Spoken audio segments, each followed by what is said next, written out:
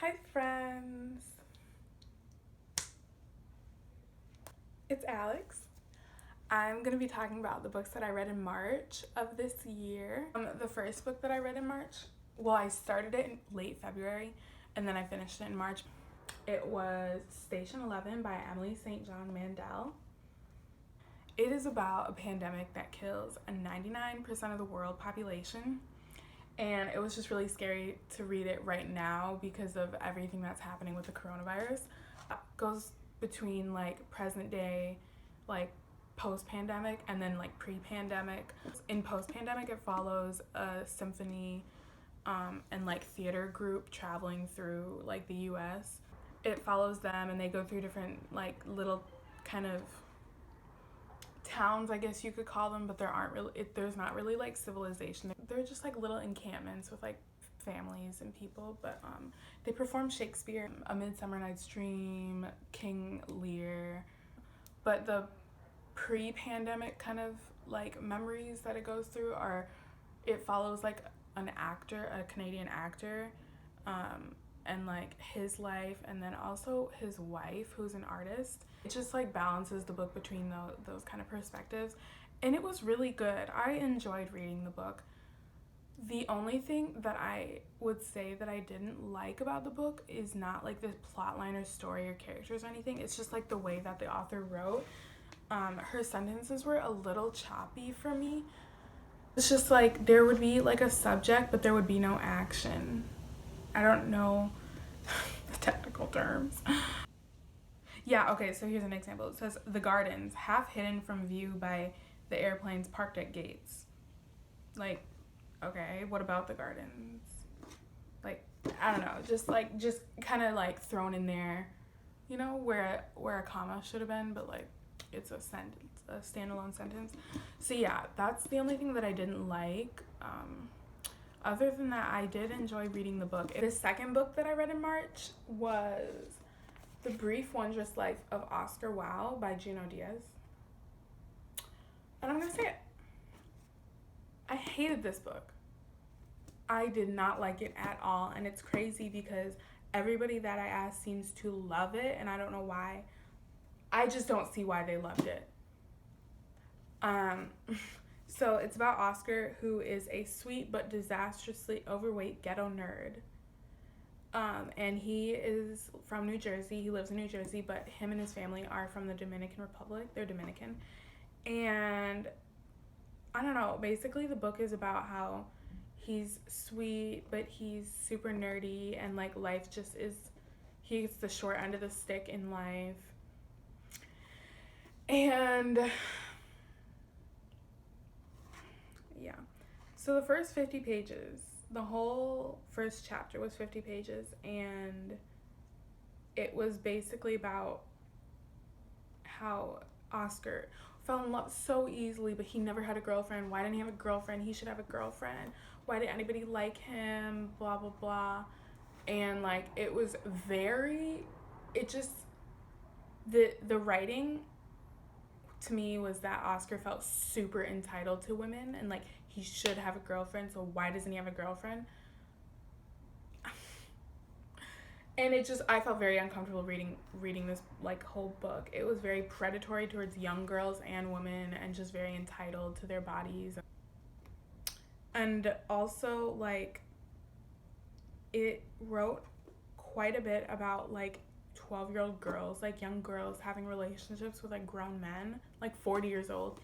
And I'm really not sure if that was normal in like 1940s through 80s, like Dominican Republic. So I can't judge the book off of that, but I just like, I didn't like reading about it. Even if it was normal, it was very creepy to me. And I understand that the norm for some cultures is different than the norm for others, and like neither is better than the other, but personally I do not like reading about 12-year-olds having sex. So that bothered me. And also I had no idea who the narrator was until like 2/3 of the way through the book. No idea. And then finally I realized it because one of the chapters was like the narrator speaking in first person, and I was just like, what the heck? And the narrator is someone that's just not vital to the story. It just seemed completely random, and I was like annoyed. Through the whole reading this whole book, I was so annoyed and uncomfortable and mad. So I didn't like it. It could be for you. I don't know. Other people seem to love it. I just did not. Okay, the third book that I read in March, I'm excited to talk about this one. It was The Goldfinch by Donna Tartt. And this book is 962 pages. And I read it in, I think, 4 days. I couldn't decide if I loved this book or hated it or just like was indifferent. And days after I finished it, I couldn't start another book because my mind was just so like wrapped up in The Goldfinch. It was crazy. The Goldfinch is about 13-year-old Theo Decker. He is a New Yorker. He lives in New York, and him and his mom go to an art museum one day, and a horrible accident happens, and she dies, and he survives the accident. So he goes to live with this rich family. It's about his life, and he ends up kind of getting into some trouble with some art. Oh wait, let me tell you. So when the accident happens at the art museum, he takes a little painting called The Goldfinch, the one on the cover, and he steals it from the art museum and he keeps it like his whole life. And you know, the art world is freaking out because a famous painting is either destroyed or missing, and Theo has it the whole time. But I think I would have enjoyed this book more if I knew that the author was going to describe every second of Theo's life from when he was 13 up until he's like 30. Like, that's why it's so thick, because it describes every moment of his life in extreme detail, and I didn't know that. And so like I'm reading the first few pages, you know, and like I was like, okay, they're just gonna like describe how the mom dies, and then we're gonna get on to like, it says, the back says, as an adult, Theo moves silkily between the drawing rooms of the rich and the dusty labyrinths of the antique store where he works, blah blah blah blah, at the center of a narrowing, dangerous circle. So I was like, oh, okay, so like the mom died, obviously that's important. The author is going to describe the death and then just move on to the dangerously and narrowing circle, right? No.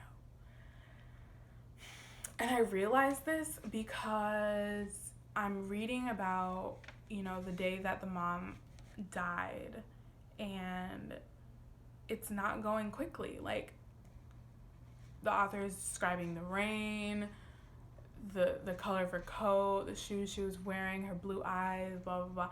And I was like, okay, that's weird. Like, why isn't, let's get to it. I swear to you, I did not this is so pathetic, but I didn't realize that this book was going to be his whole entire life until like page 500. Like, I was like this far through the book, and then I was like, oh my god. She's going, yeah, okay, got it. So I think if I had known that before starting, I would have liked it more, like right off the bat.